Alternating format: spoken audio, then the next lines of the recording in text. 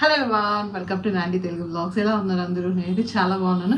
మీరు ఎలా ఉండేది కదా కమెంట్స్ ద్వారా షేర్ చేసుకోండి. డేస్ ముందు ఒక వీడియో పోస్ట్ చేశాను కదా, సో ఆ వీడియోకి అడిగాను అనమాట. నేను మీకు ఏమైనా డౌట్స్ ఉంటే అడగండి. నేను ఒక లాంగ్ వీడియోలో ఎందుకంటే ప్రతి కమెంట్స్కి రిప్లై ఇచ్చేటప్పుడు మిస్ అవుతుంది. మోస్ట్లీ ఈ మధ్య ఇవ్వలేకపోతున్నాను.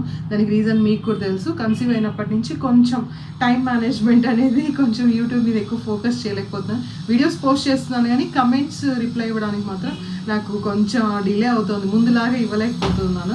ముందు నాకు మంచి కాంప్లిమెంట్ ఏంటంటే మీరు అన్ని కమెంట్స్కి మోస్ట్లీ రిప్లై ఇవ్వడానికి ట్రై చేస్తారు అని. సో ఇప్పుడు అది మిస్ అవుతుందని కొంచెం బాధగా ఉందన్నమాట.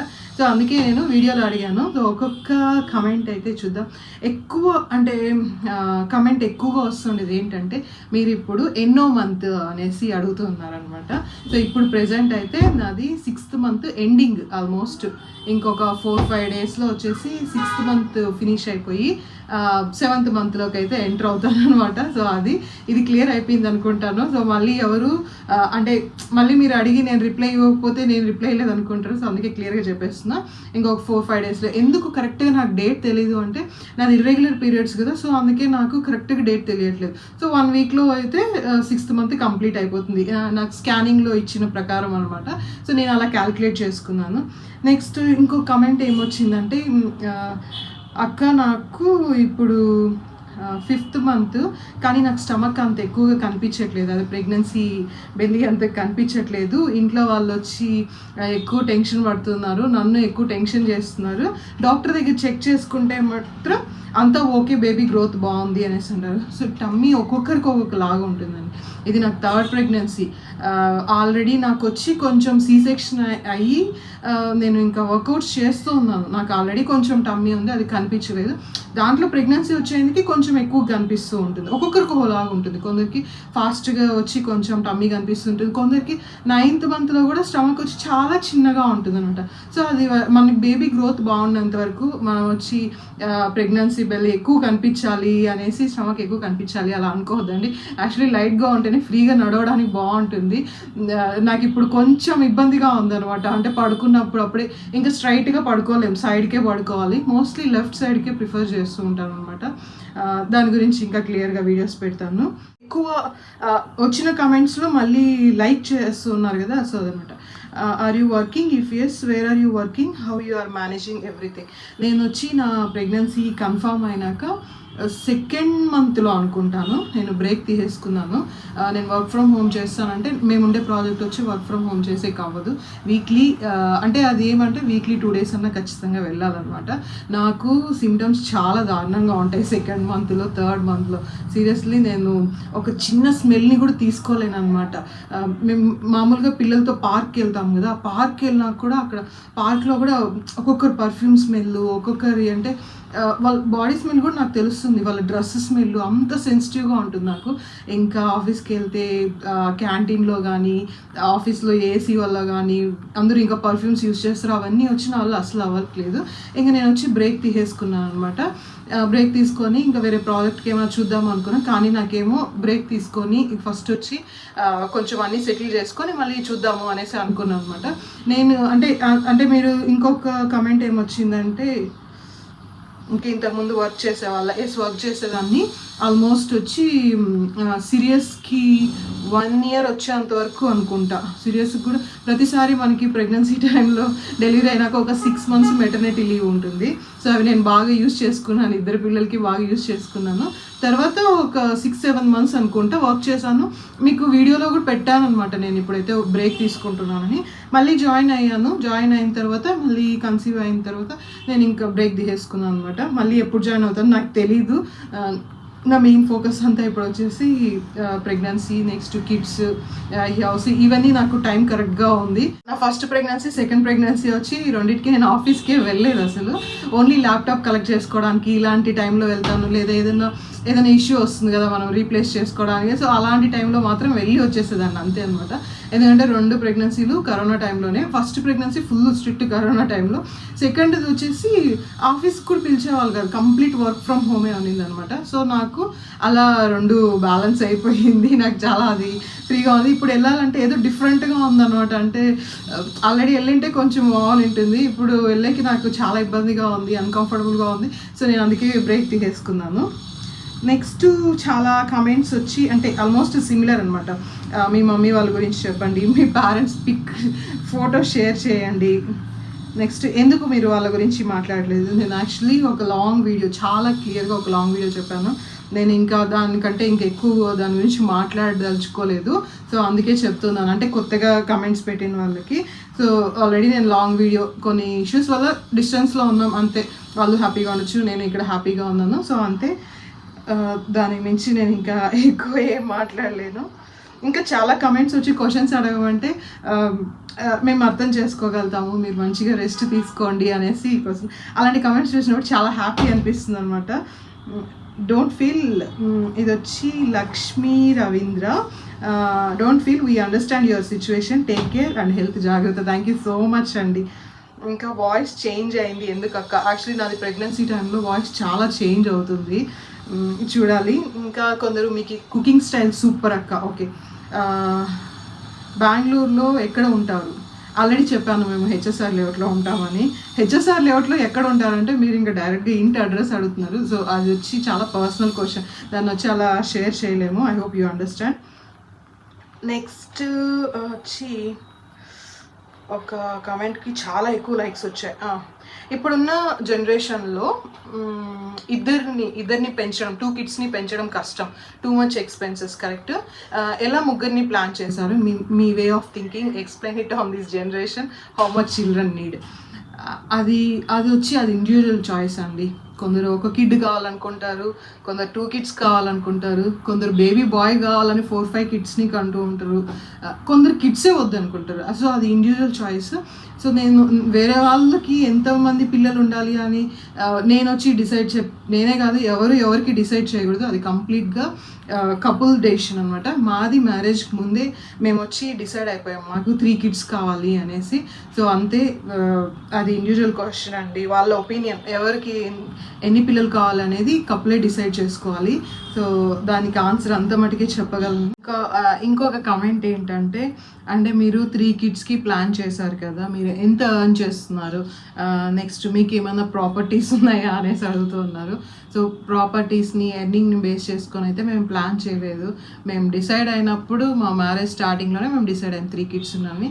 అవును, ఈ జనరేషన్ టైంలో వచ్చి కిడ్స్కి వచ్చి కొంచెం ఖర్చులు ఎక్కువే, స్కూల్ ఫీజులు అన్నీ కొంచెం ఎక్కువే. దానికి మేము ఇద్దరం హార్డ్ వర్క్ చేస్తాం, ఇద్దరం ఒకరికొకరు సపోర్ట్ చేసుకొని ఇంకా ఎక్కువ ఎర్న్ చేయడానికి ట్రై చేస్తాము అంతే. అంటే మా ఎర్నింగ్స్ని బేస్ చేసుకొని, ప్రాపర్టీస్ని బేస్ చేసుకొని అయితే కిడ్స్కి ఏం ప్లాన్ చేయలేదండి. ఇంకా చాలా పాజిటివ్ కమెంట్స్ వచ్చాయి, అది నాకు చాలా హ్యాపీగా ఉంది. ఇంకొక కమెంట్ వచ్చేసి, మీరు శ్రీమంతం చేసుకోండి, చాలా మెమరబుల్గా ఉంటుంది అని. ఇవి ఆల్మోస్ట్ చాలా వీడియోస్కి వస్తున్నాయి, ఈ వీడియోలో కూడా వచ్చిందనమాట. నా శ్రీమంతం అయితే నాకు అంత పెద్ద ఇంట్రెస్ట్ లేదు, సీరియస్గా చెప్తున్నాను. నా ఫస్ట్ ప్రెగ్నెన్సీకి ఇంట్రెస్ట్ ఉంది, తర్వాత అయితే నాకు ఇంట్రెస్ట్ పోయింది. ఎందుకంటే ఇప్పుడు నా టైం కరెక్ట్గా ఉంది. చూసారంటే ఇక్కడ మేము ఎవరి హెల్ప్ తీసుకోకుండా హెల్పర్ని పెట్టుకున్నాం. యాక్చువల్లీ మాకు వచ్చి మంచిగా ఒక హెల్పర్ వస్తారు, డిషెస్ వాష్ చేయడము, హౌస్ క్లీన్ చేయడానికి, కుకింగ్కి కానీ, నెక్స్ట్ పిల్లల్ని చూసుకోవడానికి అన్నీ నేను సూర్యనే చూసుకుంటూ ఉంటాం అనమాట. సో ఇప్పుడు ఇది కరెక్ట్గా ఉంది, పిల్లల్ని టైంకి స్కూల్కి పంపించడం, వాళ్ళని పికప్ చేసుకోవడము, నెక్స్ట్ సూర్య ఆఫీస్కి వెళ్ళడము, నేను వీడియోస్ చూసుకోవడం, ఇంట్లో వర్క్, నేను రెస్ట్ తీసుకోవడం, ఇదంతా కరెక్ట్గా ఉంది. శ్రీమంతం ప్లాన్ చేయాలంటే మనం వచ్చి మేము ఇంకా అన్నీ బ్రేక్ చేసుకొని చేయాలి. ఇంకొకటి ఏంటి అంటే, నేను మా కిడ్స్ అంటే పుట్టబోయే బేబీ హ్యాపీగా ఉండాలి అని హార్ట్ఫుల్గా కోరుకునే వాళ్ళని నేను ఫింగర్స్లో కౌంట్ చేసుకోవచ్చు. సో వాళ్ళు, నేను ఎక్కడున్నా వాళ్ళు బ్లెస్సింగ్స్ నాకు ఉంటాయి. అంటే ఫేక్ పీపుల్ని అంతా పిలిచి నేను ఏమి శ్రీమంతం చేసుకుని ఆ ఫేక్ బ్లెస్సింగ్స్ అంతా నాకు వద్దు, నాకు నిజంగా అది అంత ఇంట్రెస్ట్ లేదు. నాకు దానికంటే బాగా హ్యాపీ ఇచ్చే విషయం ఏంటంటే, మా పిల్లలతో ఎక్కడన్నా వెళ్ళి సరదాగా ఒక రోజు అంతా జాలీగా వాళ్ళతో టైం స్పెండ్ చేసి ఏదైనా మంచి ఫుడ్ తిని అలా ఉన్నానంటే నాకు అదే హ్యాపీ. ఎందుకంటే మా పిల్లలు చాలా మంచిగా అర్థం చేసుకుంటారు. నేను టాబ్లెట్స్ వేసుకుంటూ ఉంటాను కదా, ఐరన్ కాల్షియం. వాళ్ళు వచ్చి టేక్ బేబీ ఫుడ్ అనేసి చెప్తూ ఉంటారు. ప్రతిరోజు నేను మర్చిపోయినా కూడా మార్నింగ్ ఆఫ్టర్నూన్ ఈవినింగ్ చెప్తూ ఉంటారు. యాక్చువల్లీ నైటే వేసుకోవాలి అలా చెప్తూ ఉంటారు. ప్రతిరోజు వచ్చి ఇట్లా పొట్ట మీద పెట్టుకొని బేబీ ఏం చేస్తున్నావు, కమ్ సూన్ అనేసి ఇట్లా అంటుంటారు. సో అది రియల్ ఫీలింగ్ అనమాట. సో అలా రియల్ పీపుల్ నాతోనే ఉన్నారు. సో నాకు అది చాలు. మీ చుట్టుపక్కల నిజంగా మంచి వాళ్ళు ఉండి మీరు చేసుకుంటుంటే అది మీ ఒపీనియన్, మీ చాయిస్ అనమాట. నాకైతే దాంట్లో ఇంట్రెస్ట్ లేదు. అది నాకు మెమరీ కూడా కాదు. నాకు నా పిల్లలతో ఉండేదే ప్రతిరోజు ప్రతి విషయం మెమరీనే. వాళ్ళకి ఏదైనా ఒక మంచి వంట చేసి ఇస్తాను కదా స్కూల్కి, వాళ్ళ బాక్స్ ఫినిష్ చేసుకొని వస్తారు చూడు. అంటే ఆ బాక్స్ క్లీన్గా కనిపిస్తుంది చూడు, దాంట్లో ఉన్నంత హ్యాపీనెస్ ఏ పేరెంట్స్కి ఉండదు. అది ఎక్స్పీరియన్స్ చేస్తే చాలా బాగా తెలుస్తుంది అనమాట. అది మోస్ట్లీ మెయిన్ అన్నీ నేను వచ్చి కవర్ చేసేసాను. చాలా కమెంట్స్ ఉన్నాయి, అంటే ఆల్మోస్ట్ అన్నీ సిమిలర్గా ఇలానే ఉన్నాయన్నమాట. మోస్ట్లీ అదే మెయిన్ నా ప్రెగ్నెన్సీ మంత్, నెక్స్ట్ పేరెంట్స్ గురించి, నెక్స్ట్ ఎర్నింగ్స్ గురించి, దీని గురించే ఉంది. ఇది క్లియర్గా చెప్పేశాను. ఇంకొకరు వచ్చి మీకు మంత్కి ఎంత ఖర్చు అవుతుంది అనేసి అడుగుతూ ఉన్నారు. సో ఇట్ డిపెండ్స్ అండి. ఒక్కొక్కరి ఖర్చులు ఒక్కొక్కలాగా ఉంటాయి. అంటే ఇక్కడ మేము తినే ఫుడ్ ఇంకొక ప్లేస్లో తింటే ఇంకొక ఖర్చు ఉంటుంది, ఇంకా వేరే కంట్రీకి వెళ్ళి తింటే ఇంకా ఎక్కువ ఉంటుంది అనమాట.